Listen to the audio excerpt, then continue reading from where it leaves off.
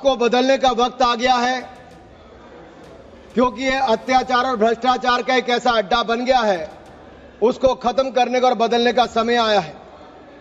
भारत को वक्फ के खौफ से आजादी चाहिए। खाता ना वही जो वक्फ कहे वही सही, यानी कि जहां पे कह दिया है वक्फ की जमीन है, वो फिर वक्फ की जमीन हो गई। वो जिम्मेदारी उनकी नहीं है कहने की, बताने की कि ये कैसे उनकी जमीन है, लेकिन जिसकी चले गई वो बेचारा दर दर भटकता है और उसको इंसाफ भी नहीं मिलता है। आज एक बार फिर कांग्रेस देश को और देश में भ्रम फैलाने का प्रयास कर रही है। एक और तो वो हाथ में एक लाल सी किताब लेकर चलते हैं जो कहने के लिए संविधान है, लेकिन संविधान नहीं है। अगर संविधान की आप इस कॉपी को देखेंगे तो आपको एहसास होगा कि बाबा साहब अंबेडकर का सपना था कि एक देश में तो एक ही संविधान रहेगा। आपने एक देश में दो विधान बनाने का काम किया है। आपको तय करना है संविधान के साथ रहना है कि वक्फ के साथ रहना है। और जो लोग बड़ी बड़ी बातें यहां पे कर रहे थे, उनको यही कहना चाहता हूं, ये हिंदुस्तान है, पाकिस्तान या तालिबान नहीं। यहां बाबा साहब का संविधान चलेगा, काबिले का फरमान नहीं, मुगलिया फरमान नहीं चलने वाला। यहां पर संदेश स्पष्ट है कि देश में एक ही कानून चलेगा, भारत का संविधान, और भारत के संविधान के ऊपर कुछ नहीं है। 1947 में भारत ने एक विभाजन देखा है, वो एक परिवार और एक पार्टी के कारण वो विभाजन हुआ है। आज जमीन जिहाद, लैंड जिहाद के नाम पर हम दूसरा विभाजन नहीं होने देंगे, नहीं होने देंगे। इनके काले कारनामे आज खत्म हो जाएंगे सर। ये विधायक कांग्रेस की तुष्टिकरण की राजनीति का अंतिम संस्कार करने वाला है, मैं विश्वास दिलाना चाहता हूं। माननीय सदस्य श्री अनुराग ठाकुर जी। धन्यवाद सभापति महोदय। मैं माननीय प्रधानमंत्री जी को अपनी पार्टी का आभार प्रकट करता हूं, जिन्होंने मुझे वक्फ संशोधन विधेयक यानी कि उम्मीद, unified Waqf management, empowerment, efficiency and development के समर्थन के मैं बोलने के लिए मौका दिया है। ये विधेयक नहीं, एक उम्मीद है।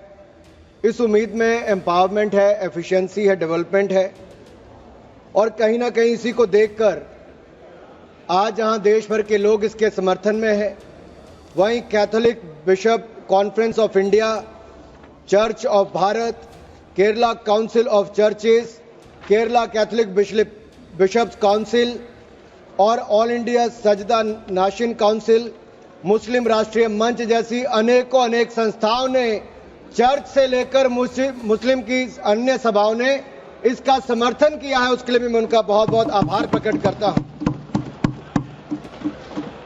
माननीय सभापति जी, वक्फ को बदलने का वक्त आ गया है, क्योंकि ये अत्याचार और भ्रष्टाचार का एक ऐसा अड्डा बन गया है। उसको खत्म करने का और बदलने का समय आया है। भारत को वक्फ के खौफ से आजादी चाहिए, क्योंकि यहां पर ये जो पहले कांग्रेस के जमाने में बना वक्फ का कानून है, वह उसका मतलब तो यही था, खाता ना वही जो वक्फ कहे वही सही, यानी कि जहां पे कह दिया है वक्फ की जमीन है, वो फिर वक्फ की जमीन हो गई। वो जिम्मेदारी उनकी नहीं है कहने की, बताने की कि ये कैसे उनकी जमीन है, लेकिन जिसकी चले गई वो बेचारा दर दर भटकता है और उसको इंसाफ भी नहीं मिलता है। मैं इसके बारे में विस्तार में बताऊंगा, लेकिन आज एक बार फिर कांग्रेस देश को और देश में भ्रम फैलाने का प्रयास कर रही है। एक और तो वो हाथ में एक लाल सी किताब लेकर चलते हैं जो कहने के लिए संविधान है, लेकिन संविधान नहीं है। अगर संविधान की आप इस कॉपी को देखेंगे तो आपको एहसास होगा कि बाबा साहब अंबेडकर का सपना था कि एक देश में तो एक ही संविधान रहेगा। आपने एक देश में दो विधान बनाने का काम किया है। आपको तय करना है संविधान के साथ रहना है कि वक्फ के साथ रहना है। वक्फ के साथ रहना है कि संविधान के साथ रहना है, आपको तय करना पड़ेगा। और यही नहीं,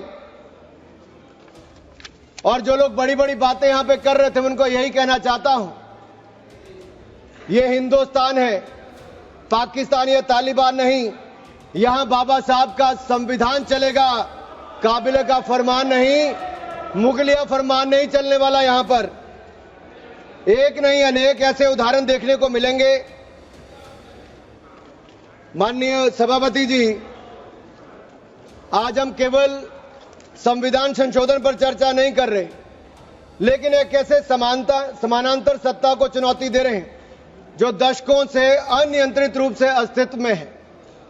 वक्फ संशोधन बिल 2025 केवल कानून में बदलाव नहीं बल्कि एक संदेश है।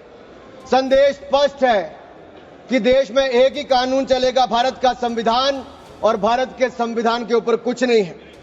वक्फ बोर्ड का उद्देश्य मुस्लिम समुदाय के कल्याण के लिए संपत्तियों का प्रबंधन करना था, लेकिन कांग्रेस और उसके सहयोगी दलों ने इस भूमि को अपारदर्शी और एक गैर जिम्मेदाराना तरीके से राजनीतिक संरक्षण देते हुए एक ऐसा साम्राज्य बनाया जहां पर इन्होंने इसको अपना वोट बैंक का एटीएम बनाकर रख दिया है।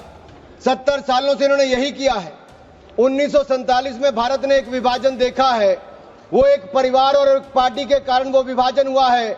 आज जमीन जिहाद, लैंड जिहाद के नाम पर हम दूसरा विभाजन नहीं होने देंगे, नहीं होने देंगे। एक स्पष्ट संदेश तो यहां पर देना ही चाहते हैं कि मोदी जी के राज में भारत में एक कानून, एक संविधान और एक भारत रहेगा। और एक स्पष्ट संदेश भी है, एक है तो सेफ है। और यही नहीं, हम क्या कह रहे हैं, हम कह रहे हैं कि इस बिल के माध्यम से पारदर्शिता लाएंगे। पारदर्शिता लाएंगे तो जवाबदेही भी तय करेंगे। लेकिन ये लोग जिनके लिए वोट बैंक का एटीएम है, जिनके अपने नेता भ्रष्टाचार के कई मामलों में फंसे हुए हैं, जिनके राज्यों में हजारों करोड़ रुपए के घोटाले हुए, जिनका उल्लेख मैं आगे करने वाला हूं, उस पर भी मैं आपके सामने प्रकाश डालूंगा एक के बाद दूसरी। लेकिन सवाल यह खड़ा होता है कि 70 साल से यह प्रक्रिया जो चल रही है, चाहे 1964 की बात हो, 69 की बात हो, उसके बाद एक के बाद दूसरे संशोधन आए, 95 से लेकर 2013 तक इन्होंने इस कानून को इतना ऐसा बना दिया कि इसको चुनौती देने तक का भी हक कहीं नजर नहीं आता था। ना कोई ऑडिट, ना कोई निरीक्षण, बस भूमि अधिग्रहण की बात, शहर दर शहर, गली दर गली, इस पर एक तरह से कब्जे के बाद दूसरा कब्जा करने का काम किया गया। यह धर्मनिरपेक्षता नहीं थी, ये एक नरम विभाजन की ओर ले जाने का काम था, एक नरम विभाजन की ओर ले जाने का काम था। लेकिन हमने अब इस कानून में बदलाव किया है ताकि मुस्लिम समुदाय के सभी गरीब से गरीब व्यक्ति का भी इसमें भला हो सके। मुझसे पहले एक मुस्लिम समुदाय के एक सदस्य जो कांग्रेस पार्टी से आते हैं, वो अपना भाषण कर रहे थे। मैं उनको ही कहना चाहता हूं, अशरफ, अजलफ और अर्जल, क्या इनमें भी कोई अंतर है? और राहुल गांधी जी से पूछना चाहता हूं, और अखिलेश जी यहां पर पहले ज्ञान बांट रहे थे थोड़ा सा, क्या मुस्लिम समुदाय में भी जातियां हैं? क्या भेदभाव है? क्या छुआछूत है? लाल टोपी वालों का मैं बताऊंगा, अभी 2017 में जब आपकी सरकार आने से पहले घोटाले कितने थे? एक नहीं अनेक। लेकिन इनके काले कारनामे आज खत्म हो जाएंगे सर। ये विधायक कांग्रेस की तुष्टिकरण की राजनीति का अंतिम संस्कार करने वाला है, मैं विश्वास दिलाना चाहता हूं। This will be the last nail in the coffin of Congress politics of appeasement. अगर आप देखिए, इन्होंने इससे पहले भी पंडित जवाहरलाल नेहरू जी ने पहले तो देश के विभाजन करने में अपना वो काम किया, उसके बाद धारा 370-35 से देकर ऐसे जख्म दिए कि हजारों लोगों की मृत्यु हो गई। लेकिन ये नरेंद्र मोदी जी की सरकार थी जिसने धारा 370-35 को सदा के लिए खत्म करने का काम किया है। यह हमारी प्रतिबद्धता थी मुस्लिम समुदाय की बहनों की ओर। जो ट्रिपल तलाक से निजात दिलाने का किसी ने काम किया तो नरेंद्र मोदी की सरकार ने किया है। आपने तो वायदा किया था कि जो पाकिस्तान, बांग्लादेश और अफगानिस्तान में रह गए हैं उनको वहीं पर पूरा न्याय मिलेगा, लेकिन नहीं मिला। लेकिन उनको भारत में भी आकर अगर उनको नागरिकता देने की बात थी तो आपकी सरकार में 60 सालों में नहीं हुआ। सीएए कानून किसने बनाया? तो वो भी नरेंद्र मोदी की सरकार ने बनाकर वो काम किया है। मैं एक बात और इसमें कहना चाहता हूं, अगर इसमें एक के बाद दूसरा देखा जाए, कांग्रेस ने कहीं ना कहीं और कांग्रेस के सहयोगी दलों ने वोट बैंक के लिए संविधान का सौदा कर लिया है और ये सौदा ही किया है। तभी तो हमने एक के बाद दूसरे उदाहरण देकर कहा कि आपने कैसे उसको अपना वोट बैंक किया, एटीएम बना के रखा, लेकिन ये जो बिल है ये अन्याय की जड़ पर प्रहार है और इस प्रहार के बाद सबको न्याय न्याय और न्याय ही मिलने वाला है। हमने कहा है कि प्रत्येक वक्फ संपत्ति रजिस्टर हो, पंजीकृत हो, उसके आंकड़े होने चाहिए और हर झगड़ा कानून के अंतर्गत हल हो, किसी डर और भय के अंतर्गत ना हो। आपको इस बात का क्यों डर है? अगर किसी को न्याय मिलता है, ट्रिब्यूनल के बाद अगर कोई हाई कोर्ट, सुप्रीम कोर्ट जाना चाहता है तो आप क्यों रोकते हो? देश में हर कानून के अंतर्गत, चाहे इनकम टैक्स का हो या कोई भी हो, आप एक के बाद दूसरे कोर्ट जा सकते हो, लेकिन वक्फ में ये कानूनी रोक क्यों लगा कर रखी थी? ये बिल जो कहा गया किसी धर्म के खिलाफ, ये बिल किसी धर्म के खिलाफ नहीं है। यह बिल भ्रष्टाचार, धोखा और धार्मिक सामंतवाद के खिलाफ है और हम इसके खिलाफ रहेंगे। ये बात स्पष्ट है कि ये आस्था का विषय नहीं है। As long as Prime Minister Modi is the PM, the shops of appeasement will remain shut. This bill is not about Hindu versus Muslim. This is law versus lawlessness, constitution versus corruption, Bharat versus internal partition. और ये partition एक बार हो गया, अब आपके कारनामों के कारण बार बार नहीं होने देंगे। सर, मैं एक अंतर्राष्ट्रीय स्तर पे क्या परिस्थितियां वो थोड़ा बताना चाहता हूं।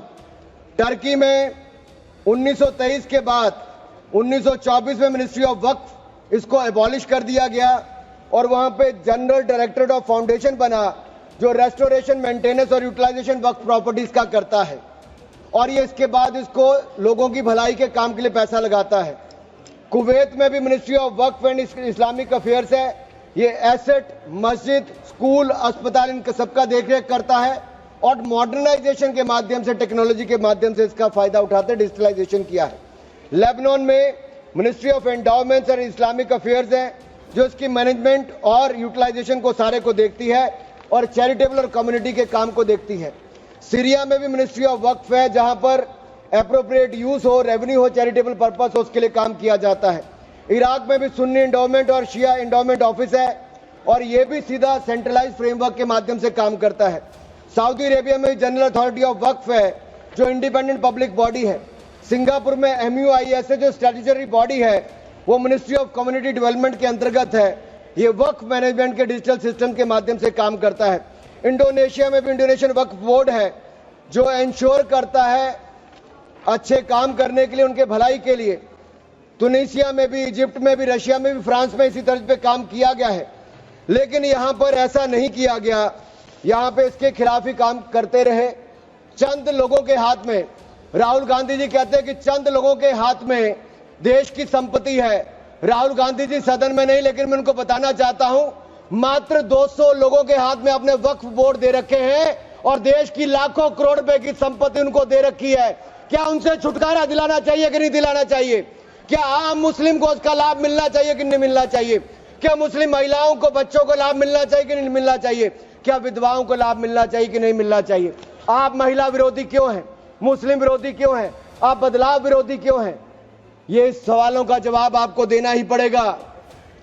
सर, एक कहावत है जो यहां पर बाहर कहा जाता है कि पता है यहां से बहुत दूर, पता है यहां से बहुत दूर और गलत और सही के पार एक मैदान है। पता है यहां से बहुत दूर, गलत और सही के उस पार एक मैदान है। मैं वहां मिलूंगा तुझे और अगर वक्फ का बस चला तो वक्फ की संपत्ति बन जाएगा। यानी कि जिस पे भी नजर रखोगे वक्फ की संपत्ति बन जाएगा और उसमें से आपको इंसाफ मिल नहीं पाएगा, क्योंकि ऐसी हालत कर दी है। सर, अगर आप देखेंगे वक्फ की सच्चाई क्या है, भारत में ऐसा कौन सा कानून है जिसने आपका घर, आपका मंदिर, यहां के आपके पूरे गांव छीन लिए? भारत में कौन सा ऐसा कानून है जिसने आपका घर, आपके मंदिर, आपके पूरे गांव छीन लिए? ये ऐसा कौन सा कानून है जिसके खिलाफ आप कोर्ट भी नहीं जा सकते? ये कौन सा ऐसा कानून है जो संविधान से भी ऊपर है? इसका नाम वक्फ है जो कांग्रेस के समय बना है सर। इसने गुरुद्वारे हो, मंदिर हो, घर हो, गांव हो, सब पे कब्जा करने का काम किया है। एक तुगलकी भी फरमान है सेक्शन 40, इसमें दान देने वाला किसी भी धर्म का हो सकता है, लेकिन देखभाल करने वाला मुसलमान ही होना चाहिए। यह मंदिर में तो ऐसा नहीं है। सरकारें मंदिर का, ये कर्नाटक की सरकार है कांग्रेस की, 450 करोड़ रुपया साल का आप इकट्ठा करते हैं, कहां खर्च करते हैं, कौन जवाब देता है उसका? एक एक रुपए का हिसाब आपको देना चाहिए था। क्या किसी मस्जिद का पैसा आपने लिया? क्या किसी वक्फ बोर्ड का पैसा आपने लिया? लेकिन कर्नाटक में जो घोटाले हुए सर, उसमें इनके राष्ट्रीय अध्यक्ष मल्लिकार्जुन खड़गे जी का नाम भी आता है। जहां पर क्या हुआ सर? यही नहीं, बैठ जाओ,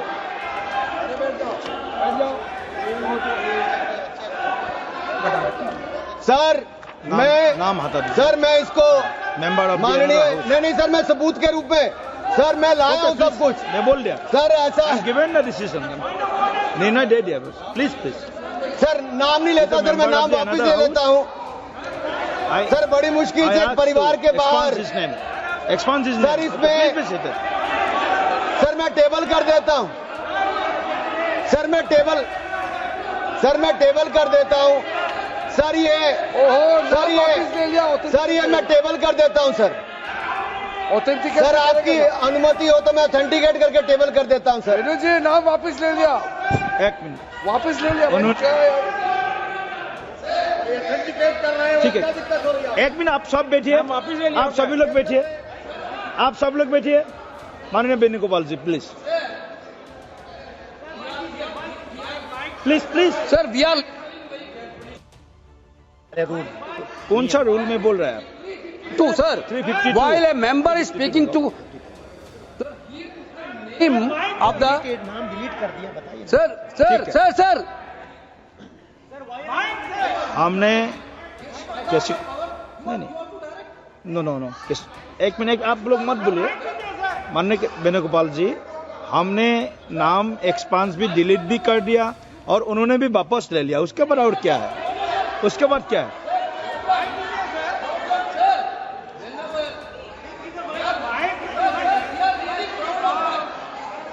माइक दीजिए, माइक एक मिनट वेणुगोपाल जी बोलिए, आप वेणुगोपाल जी बोलिए। Please be sit, all members please sit. Sir, while he is speaking, he is totally misled the House. Not only misleading the House, he took the name of Honorable Leader of Opposition of Rajya Sabha here in a very bad way. We are really proud, sir, we are really proud of that. We are having a Congress president who came from the grassroots level of this country. Okay. With so people. He didn't like Mallikarjuna Kharge ji because he is leading by his casteism. Okay, thank you please continue sir. आज माननीय सभापति जी, आखिरकार कांग्रेस ने अपनी जातिवादी सोच को सामने ले ही आए। ये कभी जाति के नाम पे, कभी क्षेत्र के नाम पे, कभी धर्म के नाम पर बांटने का काम करते हैं। मैंने किसी जात का नाम नहीं लिया था, लेकिन आप जाति को लेकर आए हो। और यही नहीं सर, ये रिपोर्ट देखिए, ये विधानसभा, कर्नाटक की विधानसभा में कांग्रेस के एक नहीं अनेक नेताओं के नाम आए जिसने वक्फ की प्रॉपर्टी को खाने का काम किया है, हजारों करोड़ के घोटाले करने का काम किया है। इसीलिए आप लोग पारदर्शिता नहीं चाहते, इसीलिए आप लोग ट्रांसपेरेंसी नहीं चाहते, इसीलिए आप लोग जवाब देना नहीं चाहते। सर मैं इसको ऑथेंटिकेट करके रिपोर्ट को रखना चाहता हूं सर। यही नहीं, ये तुगलकी फरमान जो थे, मैं कर देता हूं सर। अगर किसी की संपत्ति जिसके ऊपर उन्होंने कब्जा कर लिया हो सर, इसको साबित करने से उनको वक्फ साबित नहीं करना सर। ये जिसकी प्रॉपर्टी है बेचारा, उसको धक्के खाने पड़ते एक से जगह दूसरी जगह के लिए सर। ये आम व्यक्ति के लिए एक अभिशाप है। अगर सरकारी जमीन छीनी जा सकती है, गांव के गांव छीने जा सकते, तो आप कल्पना कीजिए आम इंसान की प्रॉपर्टी को कैसे किया जाएगा सर। नो ऑब्जेक्शन सर्टिफिकेट लेके जाना पड़ता है सर। वक्फ का साम्राज्य इतना बड़ा हो गया कि 9 लाख एकड़ जमीन जो लाखों करोड़ की है। सच्चर कमेटी कब बनी? आपकी सरकार के समय बनी, 2006 में उसकी रिपोर्ट आई। आप क्यों हाथ पे हाथ धर के बैठे रहे? क्यों बैठे रहे? उन्होंने कहा था कि साल का 12,000 करोड़ रुपए की आमदन हो सकती है। पिछले 20 सालों में 2.5 लाख करोड़ रुपए की आमदन हो गई होती। आमदन होती तो मुस्लिम महिलाओं का, बच्चों का और मुस्लिम समुदाय का भला हुआ होता, लेकिन कांग्रेस पार्टी ने भला कभी चाह ही नहीं मुस्लिम समुदाय का, केवल वोट की राजनीति करके रखा। सर ये कितनी है? मॉरिशस जैसे 2 देश, उसके बराबर वक्फ बोर्ड की जमीन है। सिंगापुर जैसे 5 मिनट और मैं खत्म कर रहा हूं। सर मालदीव जैसे 12 देश, उसके बराबर वक्फ बोर्ड की जमीन है। सर लालू प्रसाद यादव जी जो सदन के सदस्य नहीं लेकिन आपकी सरकार में मंत्री थे, तब उन्होंने कहा था पटना की डाक बंगले की जमीन भी वक्फ बोर्ड खा गया, सरकारी गैर सरकारी जमीनें वक्फ बोर्ड खा गया। ये किसी और ने नहीं, लालू प्रसाद यादव जी ने कहा था। आप उस पर क्या कहना चाहते हो? ऑन रिकॉर्ड के पे कहा है। गरीब मुसलमान भी सर इस कानून का शिकार रहे। सर राजस्थान में रामगंज में वक्फ बोर्ड द्वारा मुसलमानों की जमीनें खाली करा दी, मुस्लिम महिला मर गई।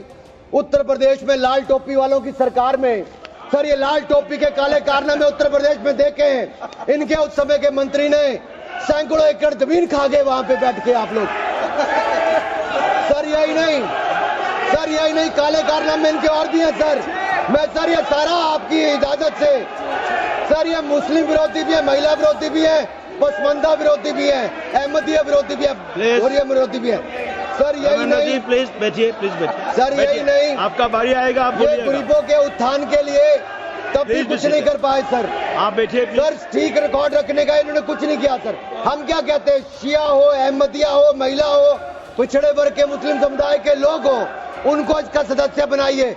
आप क्यों उसको इसका सदस्य नहीं बनाना चाहते? आप मुस्लिम समुदाय में भी जातिवाद करते हो, उनके भी पिछड़े मुसलमानों को नहीं रखना चाहते। सर यही नहीं, sir Waqf is a state with in state, ये मुसलमानों का हक मारने का काम किया गया सर। यही नहीं सर, मैं आपको बताना चाहता हूं, जीरो अकाउंटेबिलिटी है वक्फ बोर्ड की, जीरो अकाउंटेबिलिटी। कैसा क्यों है सर? सर मनमोहन सिंह जी ने कहा था, कह सकता हूं, वेणु जी के नहीं कह सकता, कह देता हूं, पूर्व प्रधानमंत्री ने कहा था, आप सोच लेना किसने कहा था। पूर्व प्रधानमंत्री ने कहा था Muslim must have first claim on our resources. एक सदा हिंदू विरोधी रहे हैं, ये केवल मुसलमानों के पक्ष में किया, लेकिन आपने मुसलमानों के लिए कुछ नहीं किया। अगर मुसलमानों को पक्के मकान, पीने का पानी, अच्छी शिक्षा, भोजन, ये सब किसी ने दिया है तो नरेंद्र मोदी जी की सरकार ने दिया है। धन्यवाद। यही नहीं सर 3 मिनट में और सर खत्म कर रहा हूँ। 1 मिनट में खत्म कीजिए। सर 1 मिनट में हो नहीं पाएगा सर। सर ये देखिए सर, मैं रिपोर्ट लाया हूं सर, कहां से कहां तक इन्होंने राज्य दर राज्य कैसे हिंदुस्तान की जमीनों पे कब्जा किया है। सर ये देखिए सर, आंकड़े आपको दिखाते हैं, एक राज्य नहीं सर, केरल में ये कहते तो हैं कि ये वायनाड के बेटे हैं, बेटी हैं, लेकिन वहां पे भी वक्फ का कहर जारी है सर। पापी वोट बैंक का सवाल है, आप वायनाड में भी चुप रहते हो, कुछ करते नहीं हो, और वायनाड का रहनुमा कहने वाली आज गायब है और वहां पर भी उनकी संपत्तियों पर हो रहा है सर। इसलिए चर्च ने भी कहा सर, केरल में तो रोज ऐसे हो रहा है सर, बेलगाम हो चुका वक्फ बोर्ड, किसानों, मजदूरों, हिंदुओं की जमीनों को इविक्शन नोटिस दे रहा है सर। एर्नाकुलम में सर 404 एकड़ जमीन पर दावा ठोक दिया है, 604 पिछड़े ईसाई और हिंदू परिवारों के घर छीन लिए। त्रावणकोर में सर राज परिवार की जमीन खा गए। केरल में कांग्रेस और वामदल ने मिलकर बिल पास कर दिया। कर्नाटक में 15,000 एकड़ की कहानी मैं आपको बता चुका हूं। तिरुचिरापल्ली में सर इन्होंने एक गांव में 1500 साल पुराने प्राचीन मंदिर के साथ लगती जमीन सर, इस पे कब्जा करने की बात कही सर। सूरत के नगर निगम में सर मुगलों की संपत्ति बताने का काम किया सर। नगर निगम को भी सर बेट द्वारका के 2 द्वीपों पर दावा ठोक दिया है। क्या भगवान कृष्ण से पहले इस्लाम धर्म आ गया था? क्या भगवान कृष्ण से पहले इस्लाम धर्म आ गया था सर? यही नहीं, कल क्या आनंद भवन और नेशनल हेरिटेज पर आकर, मैंने अभी बार सुना था कि आनंद भवन और नेशनल हेरिटेज पर वक्फ बोर्ड अपना दावा ठोकने वाले हैं, तो दे दोगे क्या? और यही नहीं सर, एएसआई संरक्षित स्मारकों पर भी सर यही नहीं सर, कर्नाटक में 53 ऐतिहासिक स्मारकों को वक्फ संपत्ति घोषित कर दिया है सर। यही नहीं सर, हम्पी सर्कल में 6 एएसआई संरक्षित कर लिया सर। यही नहीं सर, एएसआई के 120 प्राचीन स्थानों पर भी इन्होंने ऐसा किया है सर ये किसान कल्याण की तो राहुल जी बात करते हैं, लेकिन कर्नाटक में इनकी सरकार में 15,000 एकड़ जमीन किसानों की छीनने का काम आपकी सरकार में आपके वक्त में नहीं किया है। सर ये किसान विरोधी है, ये महिला विरोधी है, और मैं इन सबसे कहना चाहता हूं सर ऐसे काम नहीं चलेगा। ये कहते हैं कि पुराने कानून के तहत न्याय मिल जाएगा, सर न्याय नहीं मिलता।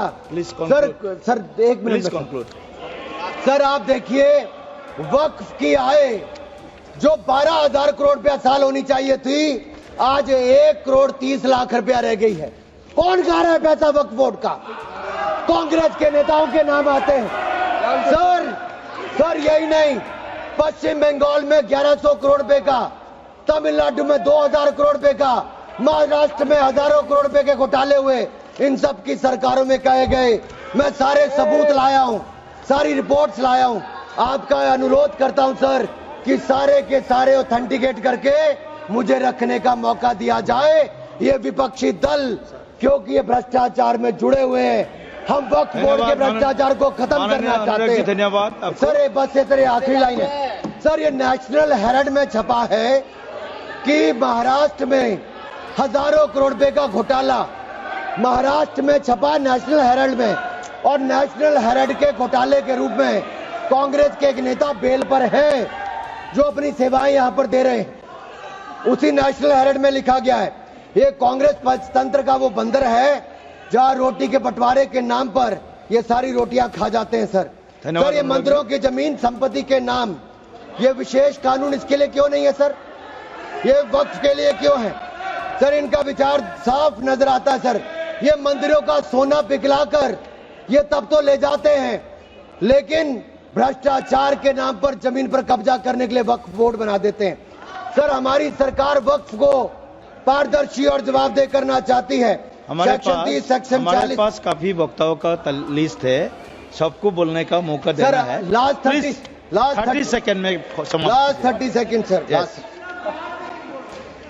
सर आपने कहा था कि कोई बीच में टोका टोकी नहीं करेगा, लेकिन इन्होंने तो एक ऐसा जमींदार खड़ा कर दिया है जो एक नहीं अनेक ऐसी हजारों करोड़ रुपए की संपत्तियां खा गए, और कर्नाटक के कुछ नेताओं के, कांग्रेस के नेताओं के नाम है सर, ले सकता हूं जिनका रिपोर्ट में नाम आया सर, विधानसभा में रिपोर्ट आई है सर, सिटिंग विधायक है, पूर्व विधायक, पूर्व मंत्री, राज्यसभा के प्रतिपक्ष के नेता हैं।